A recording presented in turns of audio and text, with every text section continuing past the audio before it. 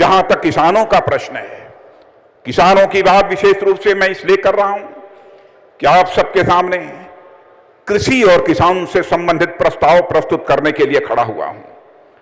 हमारे लिए कृषि और किसान यह राजनीति का विषय नहीं है दोस्तों, हमारे लिए यह सचमुच एक राजधर्म का विषय है, क्योंकि किसान हमारे लिए मतदाता ही नहीं बल्कि हमारे लिए हमारा किसान इस देश का अन्नदाता है। और मैं यह मानता हूं कि विधाता के बाद सबसे सम्मानित स्थान यदि किसी का होता है तो अन्नदाता का ही सबसे सम्मानित स्थान होता है। लेकिन पिछले 60-65 वर्षों में ज्यादातर सरकारों की उपेक्षा के कारण और उनकी विवेकहीनता के कारण बराबर हमारे देश के किसानों की दुर्गति होती चली गई है। लेकिन मैं कह सकता हूं 5 वर्षों के अंदर हमारे प्रधानमंत्री जी ने अपनी दूरदृष्टि का परिचय देते हुए और किसानों के प्रति जो इनके हृदय में संवेदनशीलता है उसे भी मैं समझता हूं। समय समय पर किसानों के संबंध में, कृषि जगत के संबंध में भी उनसे चर्चा होती रही है। जो भी उन्होंने कदम उठाए हैं मेरे बहनों भाइयों, मैं विश्वास के साथ कह सकता हूं और इसलिए कह सकता हूं कि मैं भी गांव का रहने वाला हूं और किसान परिवार की मां की कोख से पैदा हुआ हूं, इसलिए मैं कह सकता हूं कि देश के किसानों के अंदर एक विश्वास और एक भरोसा जगा है कि इस साल के बजट में केवल ग्रामीण अर्थव्यवस्था को मजबूत करने के लिए 14 लाख करोड़ रुपए का प्राविधान किया गया है। आज तक भारत के इतिहास में यह करिश्माई काम नहीं हुआ है। हमारी सरकार ने कृषि कार्यों के लिए कर्ज की धनराशि को 2018-19 के लिए बढ़ाकर 11 लाख करोड़ रुपए तक पहुंचाने में कामयाबी हासिल की है।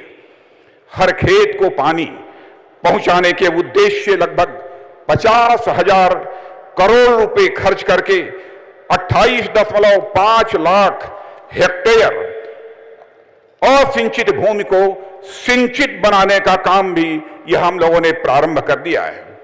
4.5 वर्षों में 76.03 लाख हेक्टेयर भूमि माइक्रो इरिगेशन के माध्यम से सिंचित बनाई गई है। मेरे बहनों भाइयों, देश के 585 कृषि मंडियों को ई नाम से जोड़ा गया है और अब तक 1.41 करोड़ किसानों और विक्रेताओं ने इसमें अपना रजिस्ट्रेशन करा लिया है। यह हमारी एक बहुत बड़ी कामयाबी है। अब तक इस प्लेटफॉर्म के माध्यम से 58,930 करोड़ के 2.25 करोड़ टन कृषि उत्पादों की खरीद और बिक्री दोनों की जा चुकी है। बहनों भाइयों, बिचौलियों के चलते किसानों को किस मुसीबत से गुजरना पड़ता है इससे आप सभी लोग अच्छी तरह परिचित हैं। उन्हें अपनी उपज को बेचने के लिए मार्केट नहीं मिल पाता था, इसीलिए हमारी सरकार ने इस योजना को प्रारंभ किया था। यही वजह है कि केंद्र सरकार अब देश के 550 से अधिक मंडियों को ई नाम से जोड़ रही है। अब महाराष्ट्र में बैठा कोई भी किसान हरियाणा, पंजाब, उत्तर प्रदेश की मंडियों में सीधे मोल भाव करके वह अपनी उपज को बेच सकता है। वहां से जो कुछ भी खरीदना चाहे वह खरीद भी सकता है।